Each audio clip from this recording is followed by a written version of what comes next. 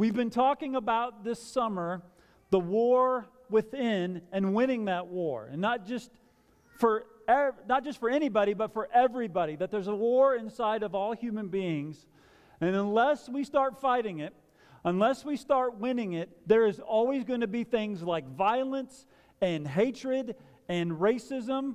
There's always going to be depression and panic attacks and people using and exploiting other people. All of that's never going to go away unless we recognize, admit, and begin fighting, and I would argue even begin making progress in the war within all human beings. And we've broken this up into a number of battles because every war consists of a bunch of battles. And the battle we're going to talk about today is one that hits home for me quite a bit. It's the battle of mastering our minds. And like I said, that is not an easy battle to talk about. It's a pretty complex one because the enemy in that battle is me, is you, for your own self. Meaning, the only way we can have a chance at fighting that battle is recognizing who we really are on the inside. And I don't know anyone who spends a lot of time thinking about that stuff. Because the week is filled with to-do things that have to get done, and so we just don't take much time. I should probably speak for myself. I don't take a lot of time mentally thinking about what's going on with my mental thinking. Do you? Does anybody else just have a lot of free time and spend time doing that? Because I don't, and that's the problem. For me, it's a major problem. So I want to read a verse today that I believe the Bible gives as great encouragement for this, okay? So it's found in Romans chapter 12, verse 2. Here's the encouragement. And I'm reading out of a version of the Bible that's just fine. There's nothing wrong with this. But I promise it's a version you don't own and probably haven't read. It's the International Children's Bible. Did you even know there was such a translation? There is. It's pretty awesome. I like reading it a lot. Anyway, this is what I'm reading from today. Paul says, "Do not be shaped by this world.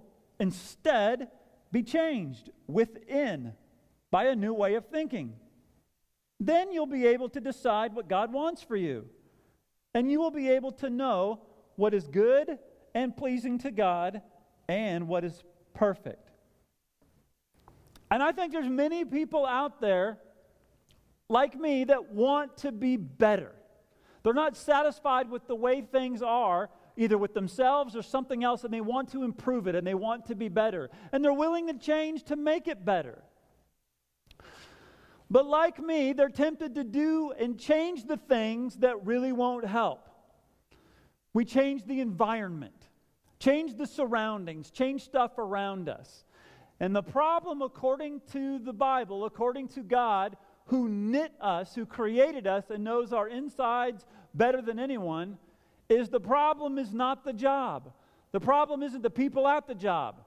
The problem isn't the relationship. It's not the church. You can change all of that stuff and you're still going to be there. Usually the problem, the deepest problem, is inside of us. It's our way of thinking. Changing patterns on the outside cannot, will not ever change our thinking on the inside. That's the way it works.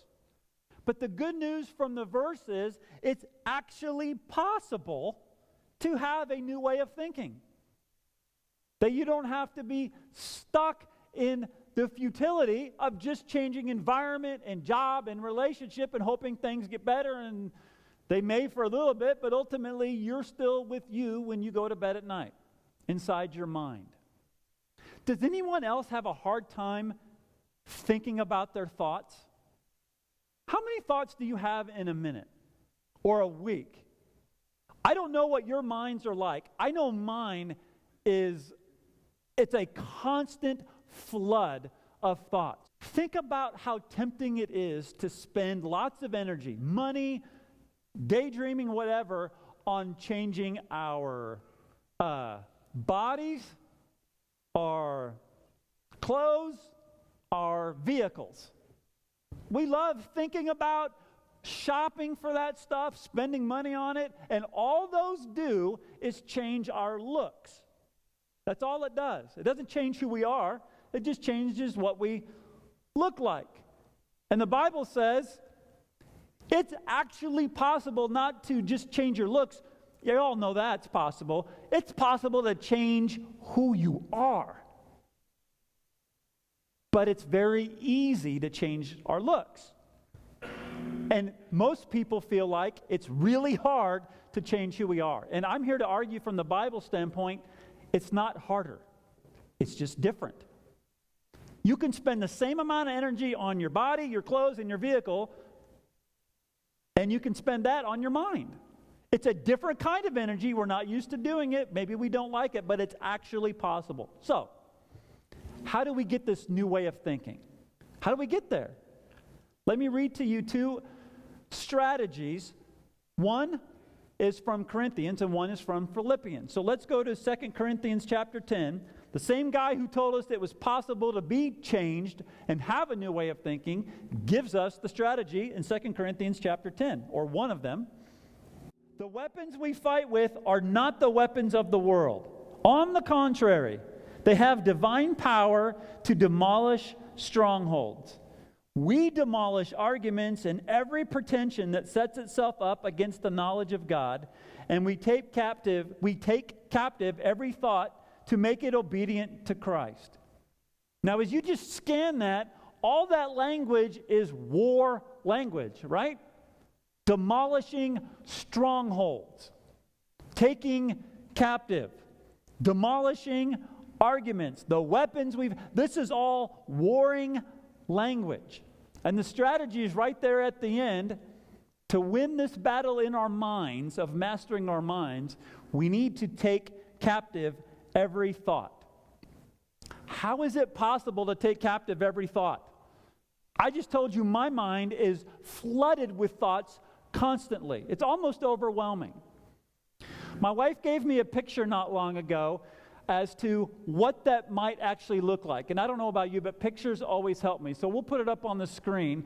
It's a picture of a person in a body of water like a river, just swimming through this river to try and grab their thoughts. And then right next to this picture is the person sitting in a boat on the same river at an advantage place where they're not just trying to survive, but now they're in a safe place like a boat to observe their thoughts, their impulses, the flow of their mind.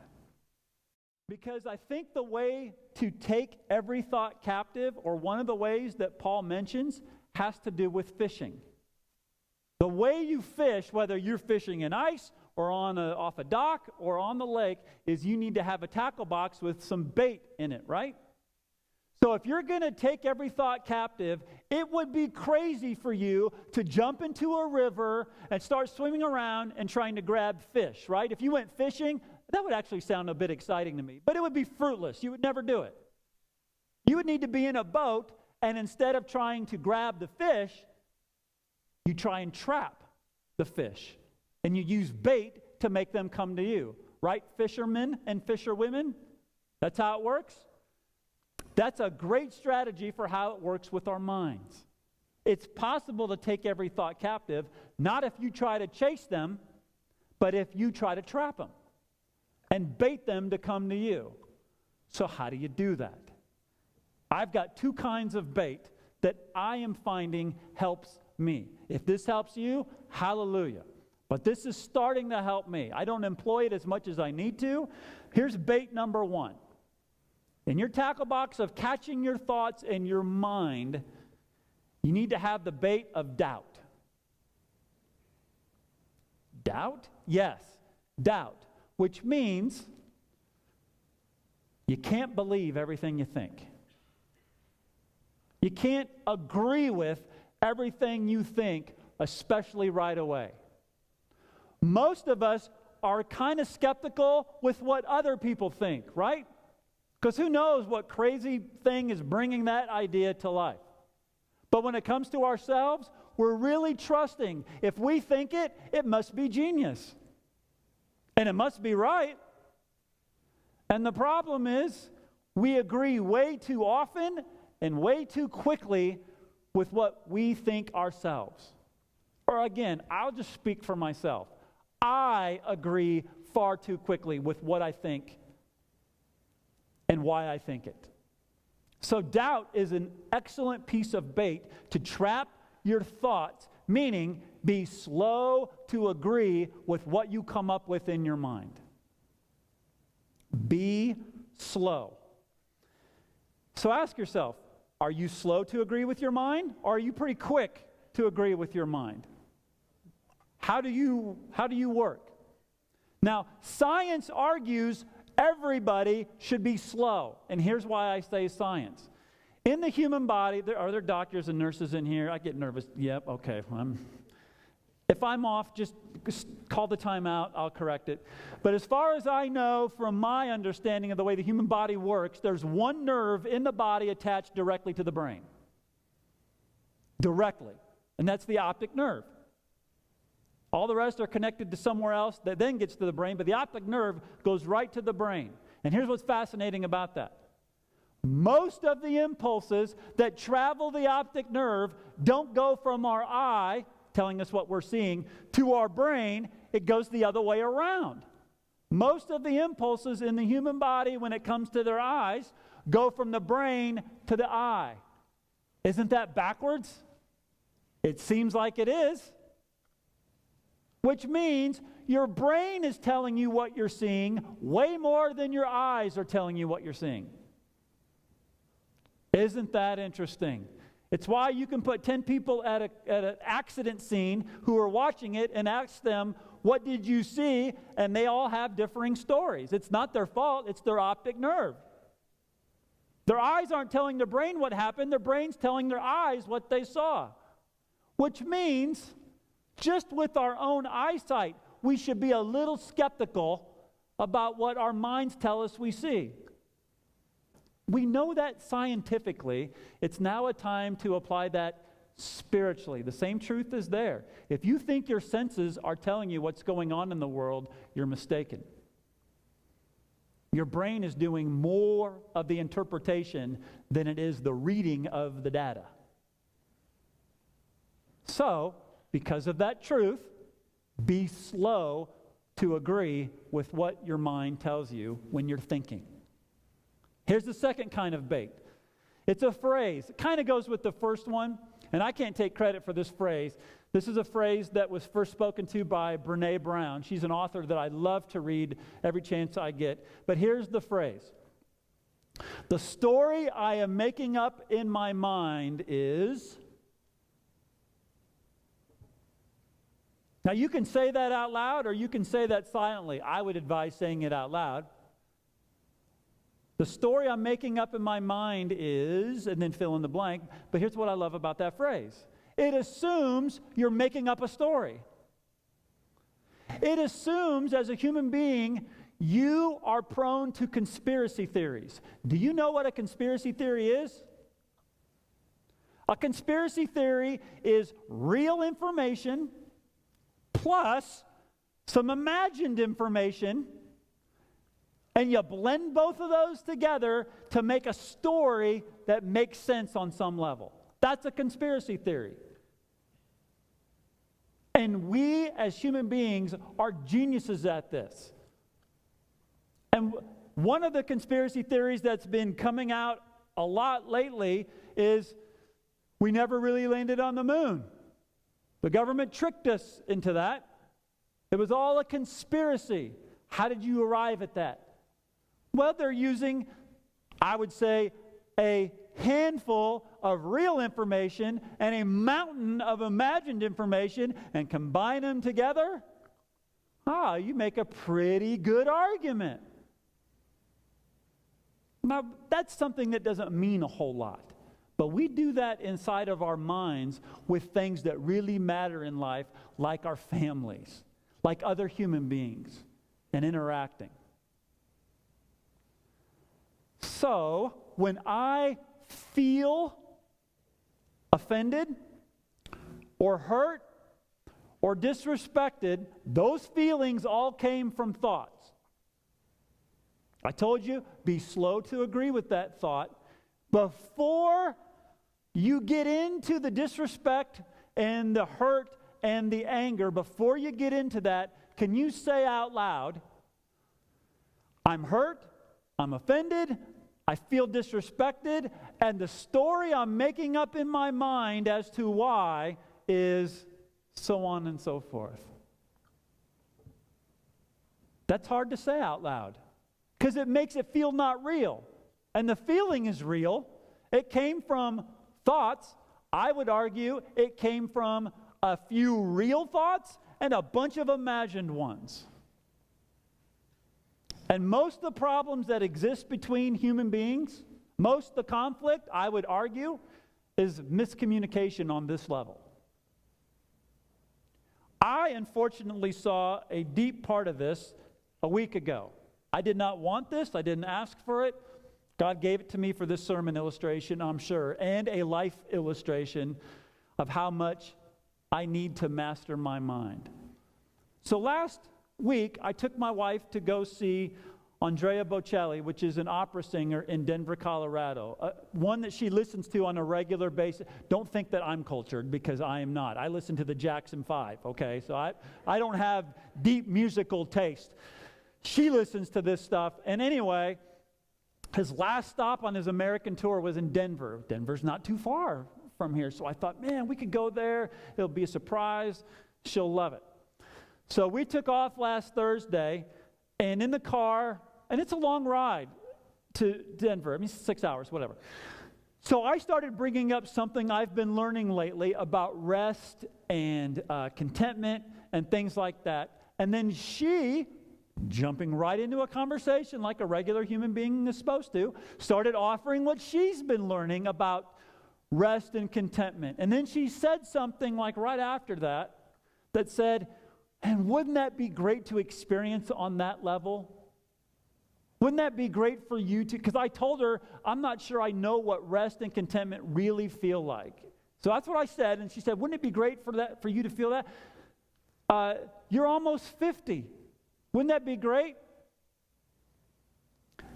That should have been a 20-minute conversation, and I turned it into a 5-hour one. Because when she said that, I got hurt and I got offended. Because my mind told me the reason she's saying, wouldn't that be great when you know, because you're almost 50, is because you've been doing it wrong your whole life. The reason you don't know what rest and contentment really feel like is because you've been messing it up your whole life. Wouldn't it be nice to finally get it right since you haven't gotten it right forever? That's what my mind told me.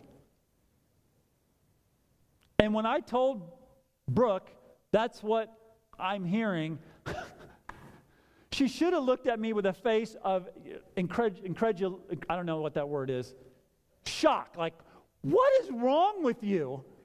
And she didn't. She kind of raised her eyebrows to that train of thought. But that felt so real to me. Those dots connected so clearly to me, I couldn't get off of it. And so that conflict lasted our entire drive to Denver. Happy birthday, dear. Because I have a trigger inside of me. I'm not the only one that has this. I have the not good enough trigger. And I don't know where it came from. I don't really care where it came from. I don't think it's anybody's fault. I just know it's there. And a lot of us have some type of trigger where anything that comes close to hitting that trigger sets us off on a mindset that's really dangerous.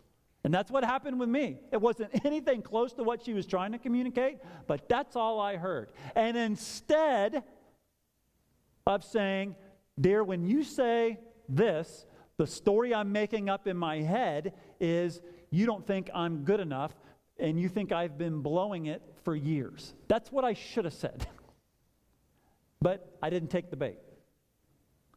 I didn't stay in the boat. I just jumped into the thought, Conspiracy theory came alive, and then we had a fictional, albeit damaging argument where I said things and grunted things and huffed things and stared out the window silently things for way, way, way, way too long. Like I said, this one hits home for me. Because I didn't use the bait to catch the thought. I just went with it. And as long as that's there, that there's always going to be all those negative things I said at the beginning. So let me give you the last strategy as we close here in Philippians 4. Same guy who said all of this, Paul, says it to a different group. He says, finally, brothers and sisters, whatever is true, whatever is noble, whatever is right, whatever is pure, whatever is lovely, whatever is admirable, if anything is excellent or praiseworthy, think about such things. Which tells me a couple things. Nobody gets depressed or has panic attacks because they're thinking about love too much. They're thinking about the joy that other people bring and the joy they bring other people. Nobody gets depressed on thinking about that stuff too much. But something else this verse tells me, it's possible to tell our minds what to think. We're smarter than our brains. You can write that down and quote me. I am smarter than my brain. My brain will tell me stuff that's not true. It will take real information and a bunch of imagined stuff and put together a story that's sensible to me and crazy to about everybody else. But I get to say what's real. I'm in control. According to Paul, Jesus wants to come in and help us, help change our way of thinking by getting rid of the thoughts that shouldn't be in our mind and putting the ones in there that should. So I want to ask the worship team to come up here, and I want to finish with just a couple questions. Do you know today, I will start with today, do you know today that your value, particularly with God, that your value with God will never decrease? No matter how many people reject you, no matter how many people gossip about you, no matter how many times you fail and what you fail in, no matter any of that stuff, your value as a precious poem, a human being with infinite value, is true. Do you know that? Do you know that you're not an accident? That you're created with a magnificent purpose or set of purposes? Do you know that? Do you know that even though you are more flawed than you can measure, that the cross tells you, even though you are more flawed than you can measure, you are also more loved than you can imagine? Do you know that?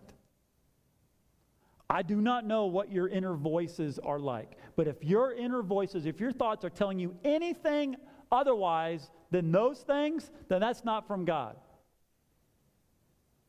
That's coming from an enemy. An enemy that must be fought with weapons, and I would argue bait. So today, what's the battle like inside of your mind? I've shared what the battle is like inside of mine. Do you want a new way of thinking about yourself, about others, about life? It's possible.